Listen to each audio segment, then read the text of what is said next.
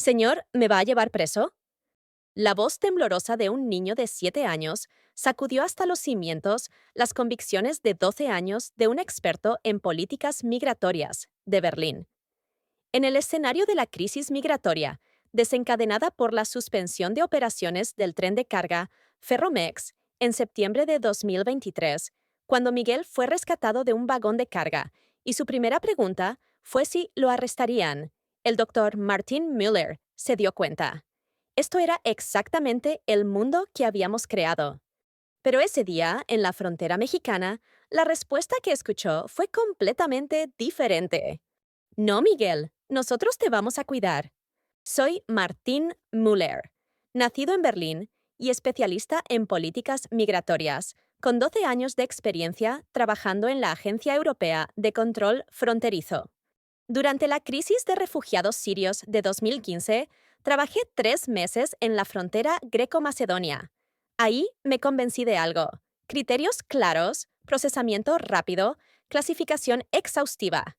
Esto era el corazón de una política migratoria eficiente. Irónicamente, si veo una foto de mi infancia, ahí está mi yo de 7 años frente al muro de Berlín en 1989, sosteniendo una pancarta que decía «No al muro». Ese niño sabía que los muros eran inútiles. Pero, ¿cuándo empecé yo, ya adulto, a defender la necesidad de las barreras? En septiembre de 2023, la suspensión de operaciones del tren de carga Ferromex causó que miles de migrantes se concentraran en la región fronteriza del norte de México, provocando una crisis humanitaria. Fui invitado por el gobierno mexicano para estudiar su sistema de respuesta local. Cuando regresé, me había convertido en estudiante. El 18 de septiembre de 2023, a las 6 de la mañana, el impacto de ver por primera vez la frontera de Piedras Negras aún no lo puedo olvidar. Miles de migrantes concentrados alrededor de Torreón, Monclova y Hermanas debido a la suspensión del tren Ferromex.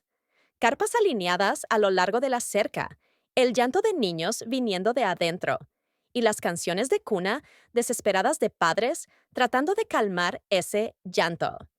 Duérmete, mi niño, ¿qué tengo que hacer? Era una mujer hondureña cantando a su bebé de 6 meses, pero su voz temblaba. En ese momento, recordé la escena que había visto en Grecia en 2015, el campo de refugiados en Lesbos. Ahí también había escuchado la misma canción de cuna, en diferente idioma, pero la desesperación era idéntica. Otra vez se repite lo mismo. Pensé para mis adentros. Era la imagen típica del caos que aparece cuando falla el control eficiente.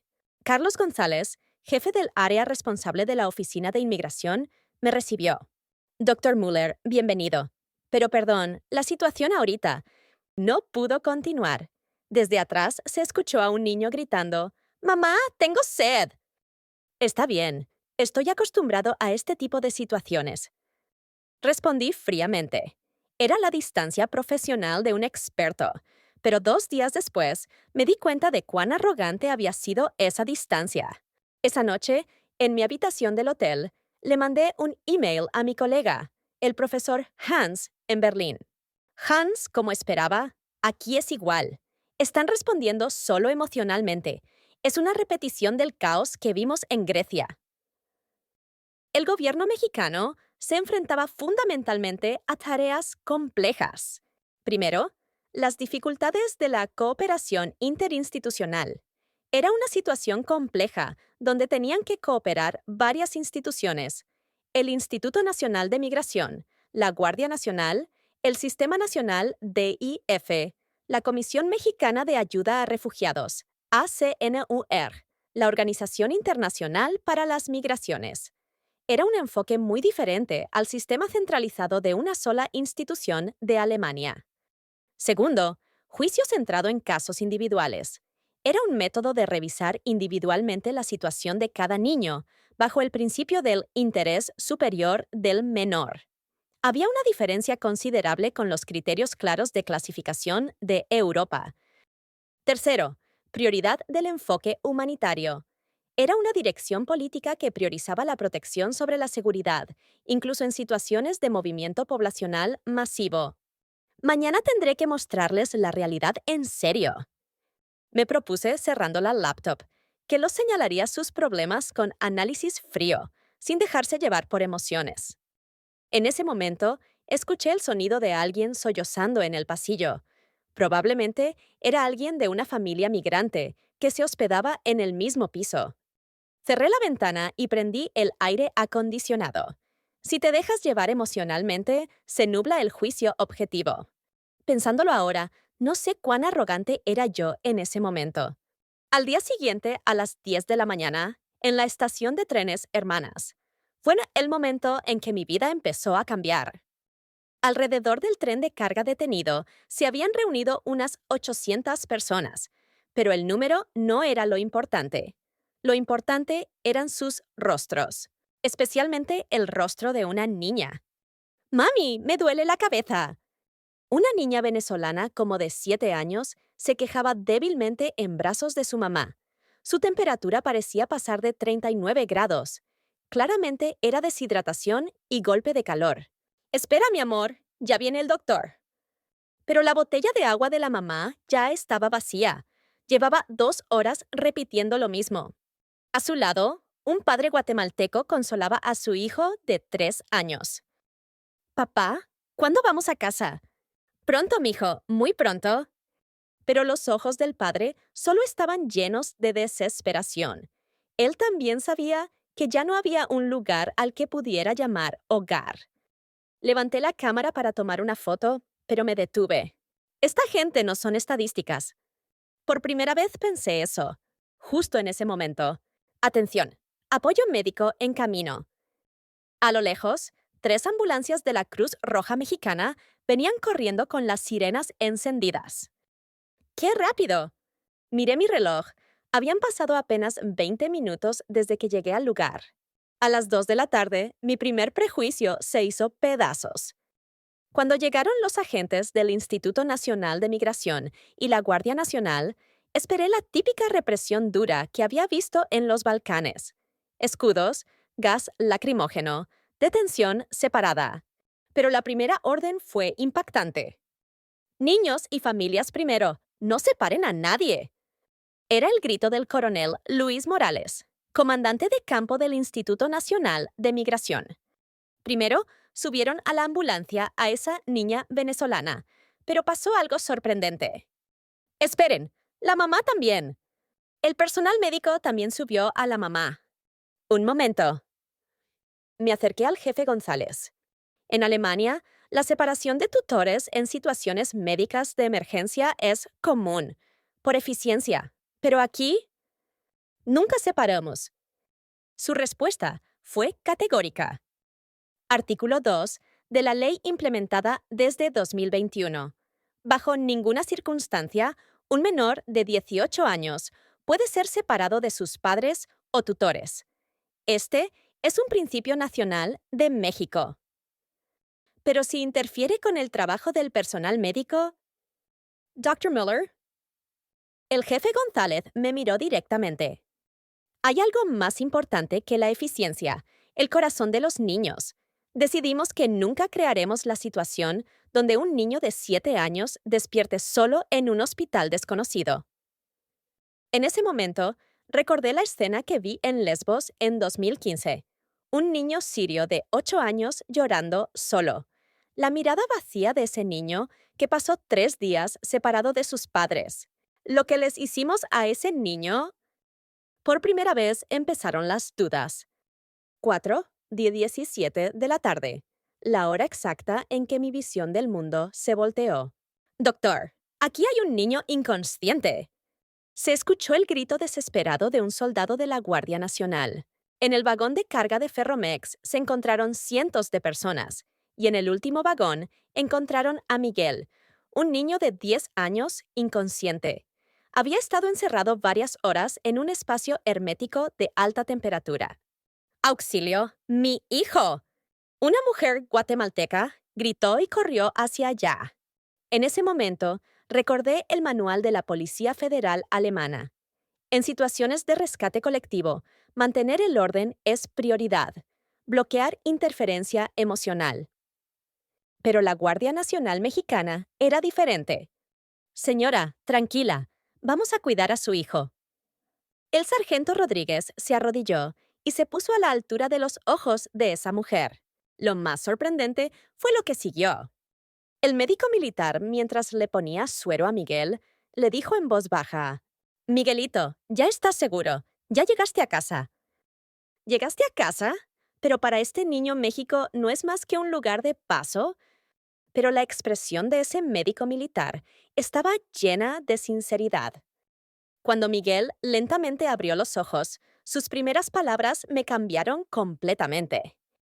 «Señor, ¿me va a llevar preso?» «No, Miguel, nosotros te vamos a cuidar», fue la respuesta del sargento Rodríguez. En ese momento me di cuenta. Esto no era simplemente una operación de rescate. Esto era una filosofía. Viendo el miedo de Miguel transformarse en alivio, sentí que mis 12 años de carrera se tambaleaban por completo. A las 7 de la noche, la directora Mónica Reyes del Sistema Nacional DEF llegó al lugar. Vamos a proteger a todos los menores no acompañados identificados en el lugar. Fueron las primeras palabras de la directora Reyes. ¿Cómo preparan las instalaciones de protección temporal? Le pregunté. Ya están preparadas. Hay un espacio dedicado en el Centro DIF del Estado de Coahuila, con psicólogos, trabajadores sociales y personal médico en espera. ¿Pueden acomodar a todos los migrantes? Las unidades familiares van al centro familiar temporal. Los menores no acompañados van a instalaciones de protección especializada, pero nunca separamos a hermanos.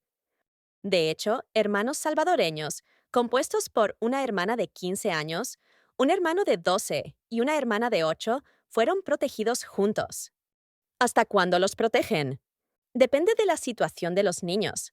Si se establece contacto con familia en el país de origen, promovemos repatriación segura. Si no hay familia o la situación es peligrosa, apoyamos el asentamiento en México. En cuanto al apoyo de asentamiento, proporcionamos todo: emisión de número de registro poblacional temporal, CURP, acceso a educación pública, beneficios de seguro médico y, si es necesario, apoyo para solicitud de refugio. Me sorprendí. Alemania no hacía tanto como esto. Esa noche, en mi habitación del hotel, le mandé un email completamente diferente a Hans. Hans, parece que se me escapó algo. Hoy conocí a un niño de 10 años llamado Miguel. Mis dedos se detuvieron. ¿Cómo explicarlo? Lo que Miguel le dijo al sargento Rodríguez cuando despertó. Gracias, señor. Por primera vez no tengo miedo. Lo que me dijo la directora Reyes del DEF. Doctor Müller, la eficiencia es manejar números, pero nosotros manejamos sueños. Borré el email y escribí de nuevo. Hans, ¿será que hay algo que se nos escapó en nombre de la eficiencia? Esas familias sirias que separamos en Lesbos en 2015, ¿cómo estarán ahora? En ese momento, recordé algo, mi foto de la infancia. Martín, de 7 años, gritando «¡No al muro!» frente al muro de Berlín. ¿Qué sabía ese niño? ¿Que los muros no dividen a las personas, sino que dividen la humanidad? ¡Qué extraño!, murmuré. México está usando métodos ineficientes, pero ¿por qué los resultados son más humanos? Decidí profundizar más para encontrar la respuesta. La mañana del 20 de septiembre, volví a encontrar a Miguel en el Centro de Protección Infantil del DIF. «Hola, doctor Martín». Miguel corrió hacia mí sonriendo brillantemente. En un día se había convertido en un niño completamente diferente. «Miguel, ¿cómo has estado?» «Muy bien. Aquí aprendo español y dibujo también. Y...» Miguel tomó mi mano y me mostró su dibujo. Cielo azul, pasto verde y una familia tomada de las manos. Pero junto a la familia también había extraños. Eran personas con banderas mexicanas. ¿Quiénes son estas personas? Es mi nueva familia. Está el señor Rodríguez y la maestra Reyes también. La directora Reyes se acercó y explicó. Cuando Miguel llegó por primera vez, sufría de pesadillas por el trauma de haber estado encerrado en el vagón de carga. Pero ahora no tengo sueños feos, Miguel dijo orgulloso, porque el señor Rodríguez me dijo, Miguel, ya no estás solo, todos somos tu familia. En ese momento, recordé las instalaciones de acogida infantil de Alemania, sistemas de gestión estructurados, personal que rota periódicamente, regulaciones que priorizan la profesionalidad. ¿Qué ganamos y qué perdimos en nombre de la eficiencia? Doctor Müller, hay algo que quiero mostrarle especialmente. La directora Reyes me guió a otra aula. Ahí se estaba realizando una videollamada. Hola Miguel, ¿cómo está mi hermano? En la pantalla apareció un joven de 18 años con uniforme de preparatoria de Ciudad de México. Este es Pedro. Vino aquí hace 3 años como Miguel. ¿También hubo la misma situación hace 3 años? Sí, pero Pedro no pudo regresar a su país. Su familia fue asesinada por organizaciones de narcotráfico. ¿Y ahora? Es estudiante de premedina en la Universidad Nacional Autónoma de México. Está recibiendo una beca. Miguel agitó la mano emocionado viendo la pantalla. Hermano Pedro, yo también voy a ser doctor. Sí, Miguel. El hermano te va a estar esperando. Viendo esa conversación, me di cuenta. Aquí los niños no eran un problema, sino el futuro. Al anochecer, la conversación que tuve con la directora Reyes cambió mi vida. Honestamente, al principio pensé que el enfoque de México era demasiado emocional. Lo entiendo. Yo también pensé eso al principio. ¿Al principio? ¿Usted también, directora? Sí, estudié políticas públicas en Harvard. Cuando regresé, solo busqué eficiencia y costo-efectividad. Veía a los niños solo como números. ¿Qué la hizo cambiar? La directora Reyes sacó una pequeña foto del cajón de su escritorio. Era una foto tomada aquí hace 5 años. Era ella cargando a un niño. Este niño es Alejandro. Era un niño hondureño de 6 años. Vino solo porque sus padres fueron asesinados por organizaciones de narcotráfico. ¿Cómo está ahora? Ya tiene 11 años en Ciudad de México. Juega muy bien fútbol y recibió ofertas de equipos. Se le llenaron los ojos de lágrimas. Doctor Müller, me di cuenta de algo. Pensamos que tenemos que elegir entre eficiencia y humanidad, ¿no? Pero me di cuenta de que esa es una elección falsa. ¿Qué quiere decir? La verdadera eficiencia viene de una perspectiva a largo plazo. Si Alejandro se convierte en jugador de la selección nacional mexicana de fútbol, si Pedro se convierte en doctor y salva muchas vidas, si Miguel se convierte en arquitecto y construye mejores ciudades. Pero eso es demasiado idealista. No. Prendió la pantalla de la computadora. Se abrió un archivo de Excel. Son datos de seguimiento de menores, no acompañados que protegimos en los últimos años. Una cantidad considerable se asentó en México y actualmente el valor económico que aportan a la sociedad es sustancial. Se me cortó la respiración. No es solo cálculo económico. El valor cultural y social que estos niños aportan a la sociedad mexicana no se puede calcular con dinero. Entonces, ¿qué se le escapó a Alemania? El tiempo. ¿Tiempo? Alemania se enfoca solo en resolver problemas inmediatos, pero nosotros vemos 20 años adelante. Cuando Miguel sea adulto, él va a pensar que México es su país. En ese momento, él no es un inmigrante, es mexicano. En ese momento, me di cuenta. México no estaba manejando problemas, estaba creando el futuro. Doctor Müller, ¿puedo hacerle una última pregunta? Sí. Cuando usted tenía 7 años, ese niño que gritaba «no al muro» frente al muro de Berlín, ¿qué sabía? Me sorprendí. ¿Cómo sabe eso? Lo vi cuando revisé sus materiales. Esa foto estaba en la portada de su artículo. Parece que ese niño sabía que los muros no dividen a las personas, sino que dividen las posibilidades. Esa noche no pude dormir. Sentía como si estuviera conversando con Martín, de 7 años de hace 35 años. El 21 de septiembre fue mi último día de investigación. Ese día visité el centro de entrenamiento de la Guardia Nacional. Dr. Mueller, le voy a mostrar nuestro entrenamiento de respuesta migratoria. El coronel Roberto Medina me guió. En el campo de entrenamiento se estaba realizando entrenamiento de situación simulada. Situación: migrantes encontrados en tren de carga, varias decenas con menores. Todo el proceso se llevaba a cabo sistemáticamente. Etapa 1. Llamada al personal médico y rescate prioritario de menores. Etapa 2. Confirmación de relaciones familiares, prohibición de separación. Etapa 3. Contacto con DF. Preparación de instalaciones de protección. Etapa 4. Asignación de intérpretes, apoyo de comunicación. Lo más sorprendente era la actitud de los soldados. ¿Cómo estás, pequeña? Un sargento estaba practicando calmar a un niño con un muñeco. ¿También reciben entrenamiento de respuesta infantil?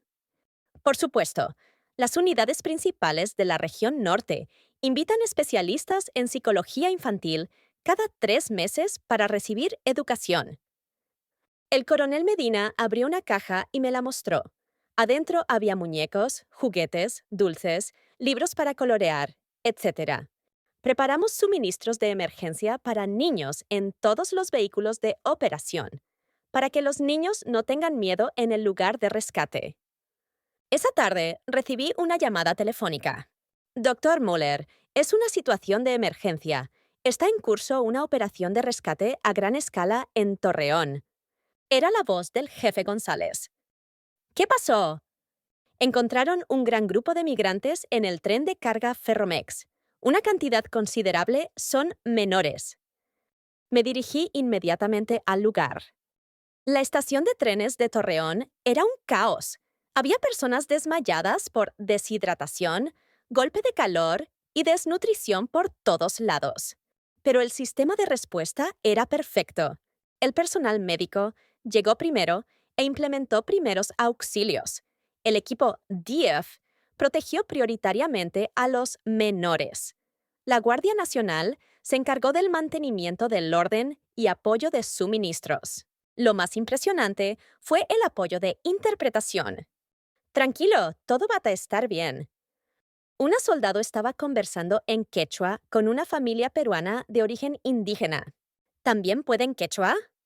Podemos interpretar 15 idiomas, incluyendo idiomas indígenas. Era una actitud de reconocer y respetar la diversidad. Esa noche, cuando terminó la operación de rescate, me quedé solo en el lugar. En las carpas temporales, las familias estaban cenando, y Miguel estaba jugando fútbol con otros niños. El sargento Rodríguez les estaba haciendo de portero. ¡Gol! ¡Gol! Viendo a Miguel meter gol y correr, de repente me di cuenta. Esta era exactamente la respuesta. Protección en lugar de manejo. Cuidado en lugar de control. Humanidad en lugar de eficiencia. En ese momento sonó mi teléfono. Era una llamada de Berlín. Martín, ¿cómo estás? ¿Va bien el análisis del modelo mexicano? Era la voz del profesor Hans. Hans, perdón, me equivoqué completamente. ¿En qué? Todo lo que hemos hecho los últimos 10 años estuvo mal. Vimos a las personas como números, como problemas. Pero aquí, miré a Miguel. Aquí los niños son sueños, son futuro. Martín, ¿estás bien? ¿No te dejaste llevar por las emociones? No, Hans. Esta es la verdadera objetividad. Ver 20 años adelante. Colgué el teléfono y me acerqué al jefe González. Jefe, tengo una pregunta. Dígame, ¿por qué México puede hacer esto? ¿Por qué otros países no pueden? El jefe González miró al cielo. Doctor Mueller, nosotros también fuimos en algún momento un pueblo migrante, gente que se iba a Estados Unidos, a otros países. Por eso sabemos que la migración no es una elección, sino supervivencia. ¿Eso es todo? Y tenemos el concepto de familia. ¿Familia? Familia que va más allá de la sangre. En la cultura mexicana, familia no significa solo parientes, sino una comunidad que se cuida mutuamente. Miguel ahora también es nuestra familia. Es familia del sargento Rodríguez, familia de la directora Reyes, mi familia. En ese momento entendí todo. México no había creado políticas, había creado corazón. La eficiencia se hace con la cabeza, pero la humanidad se hace con el corazón. ¿Yo también? ¿Podría ser familia de Miguel? Por supuesto, ya lo es. Esa noche volví a ver mi foto de la infancia. Martín de 7 años gritando, ¡No al muro! Frente al muro de Berlín. Ese niño tenía razón. No al muro. No a todo lo que divide a las personas. Eso también fue lo que Miguel me enseñó. El 22 de septiembre, antes de regresar, escribí mi reporte final. En lugar del Plan de aplicación del modelo europeo de gestión fronteriza eficiente a México, que había planeado inicialmente, se convirtió en un título completamente diferente. La política migratoria humanitaria de México. Un nuevo paradigma que Europa debe aprender. El reporte tenía 4 puntos clave. Primero, la efectividad del principio de prioridad de protección infantil. A diferencia de las políticas europeas de separación familiar, las políticas mexicanas de integración familiar traen mayores efectos sociales a largo plazo. Segundo, los logros del programa de apoyo de asentamiento. La integración social a través de educación y entrenamiento, en lugar de simple repatriación, crea resultados ganar-ganar para todas las partes.